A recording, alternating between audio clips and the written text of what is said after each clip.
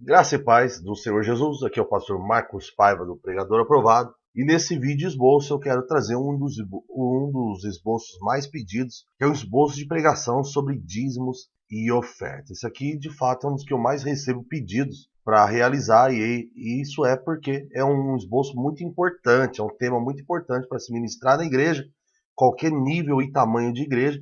Nós devemos, como pregadores, como ministros, às vezes você não é nem o pastor da igreja, mas cabe a você, como obreiro, ministrar sobre esse tema, que é bênção para a igreja, é bênção para o reino de Deus, é bênção para os próprios irmãos que são dizimistas e ofertantes. Tá bom? Só para lembrar, eu vou deixar aqui esse esboço, um link aqui na descrição para você pegar esse esboço na versão PDF para você poder ministrar, caso assim você deseja, e servir como inspiração para você.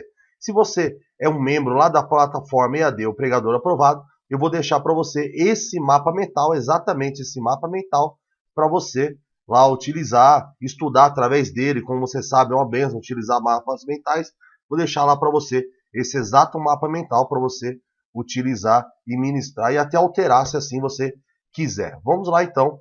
Só lembrando, se você quiser receber mais esboços como esse, não se esqueça de se inscrever no canal, ativar as notificações para você saber quando eu colocar um novo vídeo esboço como esse, e também dar o seu like se você gostar. Qual que é o tema, título, né? Eu uso o título como tema eu uso o tema como título do nosso sermão, é hora de colocar Deus à prova. Aí você já sabe qual que é o texto que eu vou usar, que é o de Malaquias 3:10. Trazei todos os dízimos à casa do Senhor, para que haja mantimento na minha casa, e fazei prova de mim nisto, diz o Senhor dos Exércitos. Se eu não vos abrir a janela do céu, e não vos derramar sobre vós uma bênção tal, que não haja lugar suficiente para a recolher. Então você poderia usar mais versículos. Introdução. Vamos começar com perguntas retóricas, perguntas que podem estar na maioria da cabeça dos irmãos. Será necessário dar o dízimo hoje em dia? Que essa é uma das dúvidas que os irmãos têm. O que você sente quando ouve falar sobre o dízimo? Desconfortável? Aliviado? Você sente tristeza? Alegria? O que você sente quando alguém fala para você, é o momento de dizimar? Você deve ser um dizimista na casa do Senhor. O que você sente? O que você está sentindo agora, que é o tema do nosso sermão? Então faça essas perguntas. Contexto. Meu contexto aqui ele vai vir em forma de estudo e características, tá? Igreja do Senhor, o que é dízimo? No Antigo Testamento, o dízimo significava 1/10, ou seja, é 10%. Igreja, no Antigo Testamento, o dízimo era uma exigência. Olha só o que diz lá em Levítico 27, 30, 34. Todos os dízimos da terra, seja dos cereais, seja das frutas, das árvores, pertencem ao Senhor, são consagrados ao Senhor. Eu não vou ler todos aqui porque você pode pegar depois. O dízimo era uma exigência. O dízimo era para honrar a Deus, Malaquias 1:6. O filho honra seu pai e o servo seu senhor. Se eu sou o pai, onde está a honra que me é devida? Se eu sou o Senhor, onde está o temor que me deve? Pergunta o Senhor dos Exércitos a vocês, sacerdotes. Ele vai entrar, esse tema realmente para Deus, ele leva a sério, não é uma brincadeira. É para honrar Deus e era uma exigência. E desobedecer essa exigência, desobedecer esse mandamento seria roubar a Deus. Igreja, era tão sério que desobedecer era como roubar o Senhor. Pode um homem roubar a Deus, contudo estão me roubando. E ainda perguntam, como é que te roubamos? Nos dízimos e nas ofertas. Então Deus ele vem aqui, tá? Só para a gente contextualizar o que é no Antigo Testamento. Significa 1/10, era uma exigência, é para honrar ao Senhor, assim como o filho honra o pai, nós também honramos ao Senhor. E era a desobediência, esse mandamento significava roubar a Deus. Ou seja, Deus exigiu honra, ele chama o homem a desafiá-lo para um teste e ele faz uma promessa eterna. Ou seja, qual que é a promessa eterna? Que ele vai derramar quantas bênçãos, né? E vejam, se eu não vos abrir as comportas do céu e derramar sobre tantas bênçãos, que nem terão onde guardá-las. Quais são os problemas? Bom, 4 cuidados que nós devemos ter em relação ao dinheiro. A gente poderia até falar 4 ladrão do dízimo do homem, né? Poderia até falar aqui que se o homem rouba a Deus, o dinheiro tem seu próprio ladrão que não permite o homem se tornar um dizimista. Então aqui, 4 cuidados. O primeiro cuidado é não confie no dinheiro. Provérbios 23, 5. As riquezas desaparecem assim que você as contempla. Elas criam asas e voam como águias do céu. Ou seja, é trabalhoso conseguir dinheiro, mas perdê-lo é muito rápido. Não ame o dinheiro, Eclesiastes 5:10. Quem ama o dinheiro jamais terá o suficiente. Quem ama as riquezas jamais ficará satisfeito com seus rendimentos. Isso também não faz sentido. Ou seja, não faz sentido porque ninguém fica satisfeito com o que tem. Por que será que ninguém fica satisfeito? Se você não dominar o dinheiro, ele irá dominar você. Terceiro cuidado, não coloque no dinheiro a sua esperança. 1 Timóteo 6,17.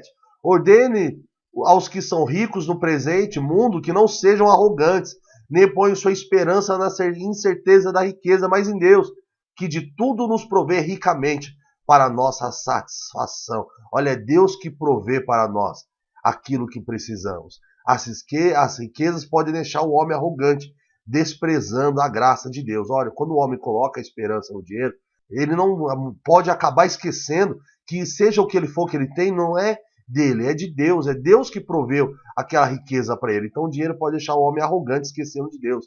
E o quarto cuidado acerca do dinheiro é não seja ganancioso. 1 Timóteo 6, 9 e 10. Os que querem ficar ricos caem em tentação e armadilhas, em muitos desejos descontrolados e nocivos, que levam os homens a mergulharem na ruína da destruição, pois o amor ao dinheiro é a raiz de todos os tipos de males.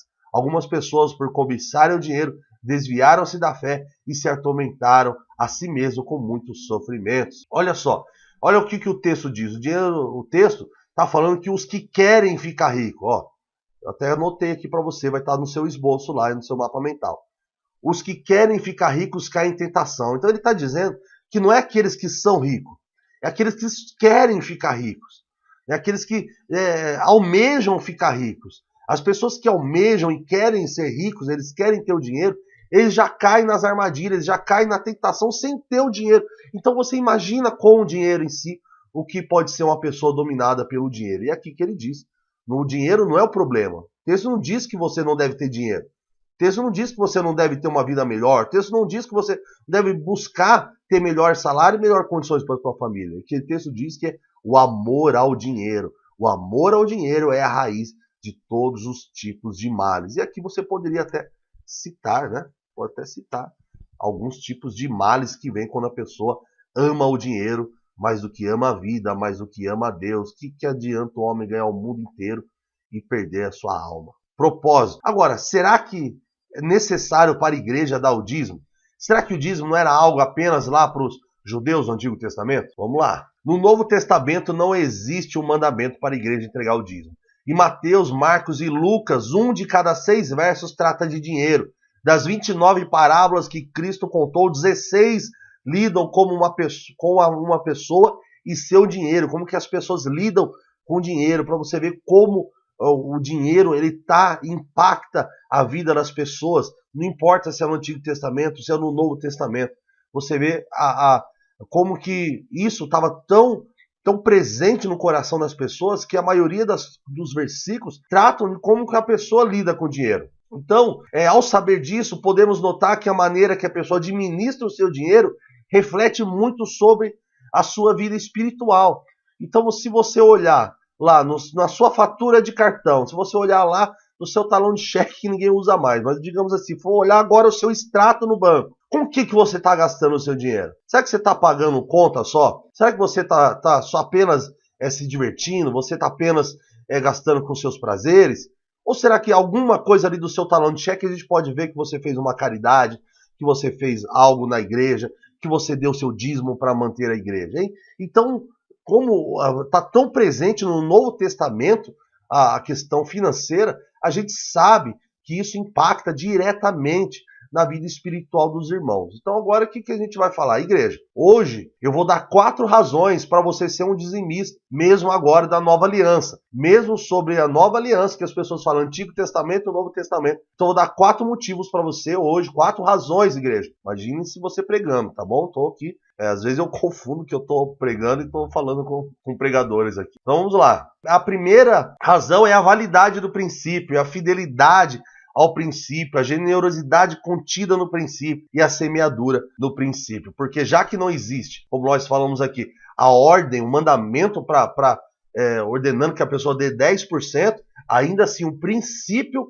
é válido. Vamos lá, Hebreus 7, 1, 2, e também nós poderíamos falar de Gênesis 14, 18, 20. Vamos fazer a leitura, tá? Eu não vou abrir todos os itens aqui para o vídeo, já pelo que eu já vi, já está ficando bem longo, então a gente vai dar uma passada aqui, mas você que quer trabalhar com mapa mental, eu vou deixar isso aqui lá dentro da plataforma EAD para você, tá bom? Então vamos fazer a leitura. Esse Melquisedeque, rei de Salém, sacerdote do Deus Altíssimo, encontrou-se com Abraão quando este voltava, depois de derrotar os reis, e o abençoou. E Abraão lhe deu dízimo de tudo. Em primeiro lugar, seu nome significa rei de justiça.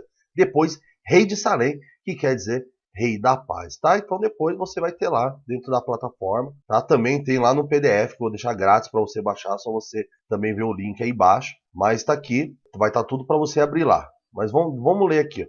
Qual que é o maior princípio da validade? É que o dízimo é antes da lei. É verdade que o dízimo está sob a lei, mas não é somente sob a lei. O dízimo de recursos para a obra de Deus começou antes de Moisés nascer. Os patriarcas deram dízimo antes que a lei fosse dada. Então, se você for procurar lá os patriarcas, você vai ver que todos deram dízimo. Então, qual que é o maior princípio? Porque as pessoas falam que o dízimo é do Velho Testamento, mas o dízimo é antes até da lei de Moisés. O dízimo, Abraão já entregava o dízimo. Ele viu ali Melquisedeque como um representante de Deus e falou: eu vou dar o dízimo a esse homem, o dízimo de tudo, sem uma lei pedir, sem ninguém pedir para ele. Então, para você ver como o princípio ainda hoje é válido, porque o dízimo não estava sobre a lei do Antigo Testamento. E ele é um princípio anterior. Agora vamos falar sobre a fidelidade desse princípio. Lucas 16, 10, 13. Quem é fiel no pouco também é fiel no muito.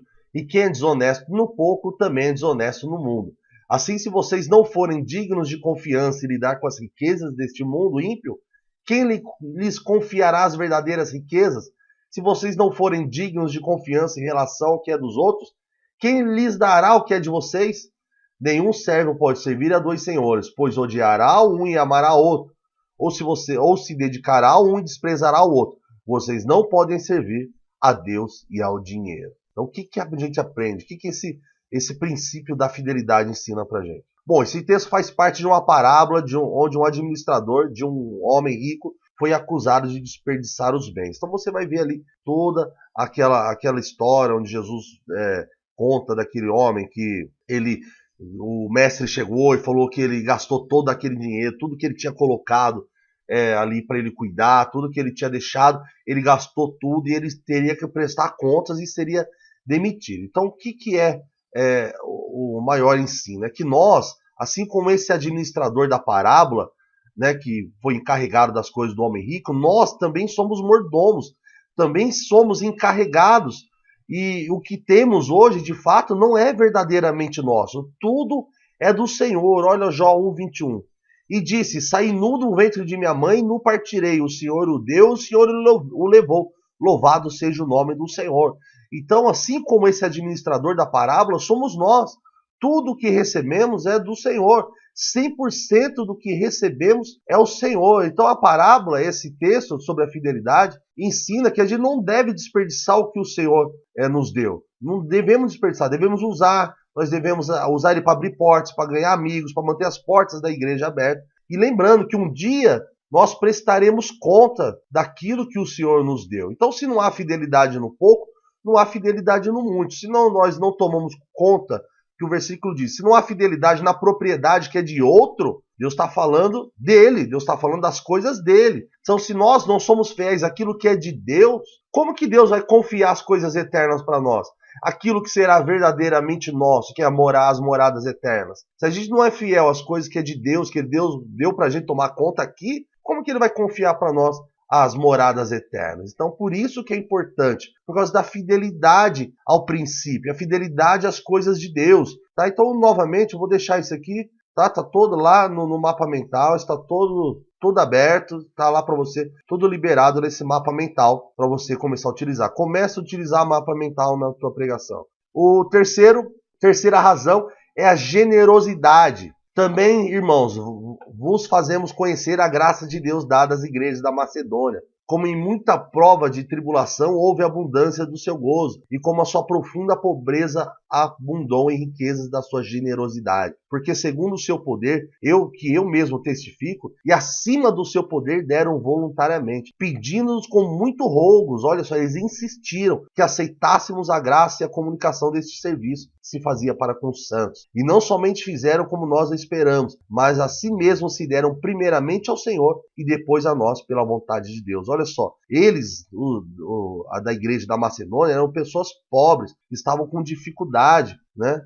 A igreja da Macedônia, a situação deles eram problemas difíceis, eles deram mais do que podiam, e a motivação era a dedicação à obra de Deus. Então a gente fala, não, mas eu estou numa situação difícil, eu estou num momento complicado. Olha para essa igreja da Macedônia. Então, como cristãos, não recebemos uma ordem de dizimar 10%, mas somos convidados a ir além do dízimo. Então fala, não, mas 10% é um bom começo para nós, como cristãos. Olha, uma igreja que fez acima, e Paulo está falando aos coríntios, veja o que os macedônios fizeram, eles são exemplo para vocês. Vocês podem mais que eles, mas eles fizeram mais. Então ele não está falando de 10%, ele está falando de ser generoso. Eles estavam falando de fazer além. E se você for olhar lá a igreja primitiva, em Atos 2,44, eles tinham tudo em comum. Algumas pessoas que tinham propriedades chegavam a vender as propriedades. Então veja que é mais que 10%. Então nós aqui está liberado para você, como podemos ser mais generosos, né? Por que devemos dizimar hoje? Quando você entrega os seus dízimos e ofertas, você dá primeiramente a Deus. Observe o exemplo de Cristo. Observe, Deus também será generoso para conosco. Tá lá. No PDF tem essas informações também.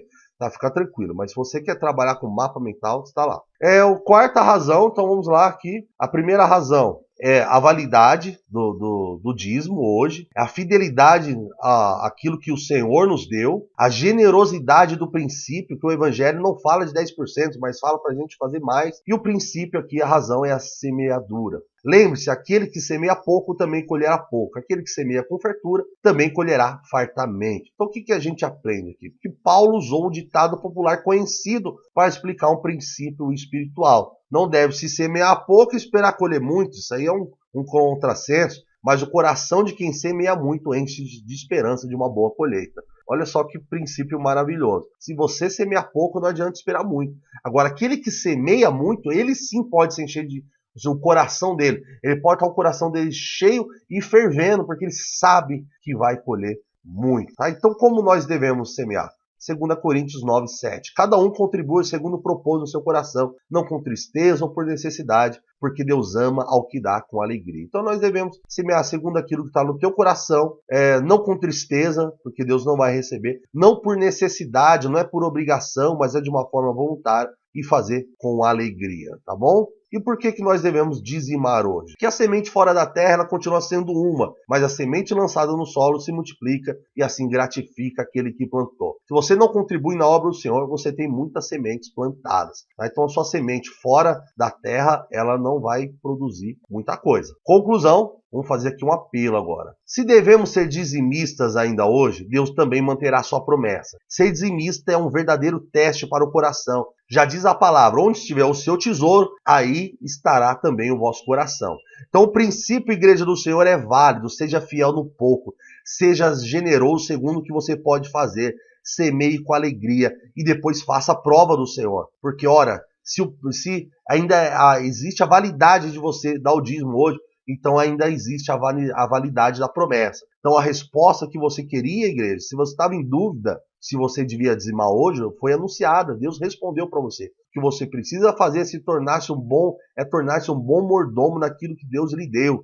Saiba disso, tudo que você tem é do Senhor, Ele te deu para cuidar. E um dia Ele vai ver se você foi fiel no pouco que Ele te deu. Esse é o chamado de Deus para nós hoje aqui. Você vai aceitar? Vai ser um dizimista na casa do Senhor a partir de hoje? Então esse aqui foi o nosso esboço de pregação sobre dízimos e ofertas, tá? Não esquece de fazer o download da versão em PDF. Se você é membro da plataforma EAD ou quer se tornar, acesse o link aí na descrição e pegue esse mapa mental para você. Se gostou, compartilha aí esse vídeo, deixe seu like, se inscreve e Deus abençoe. Até o próximo vídeo esboço.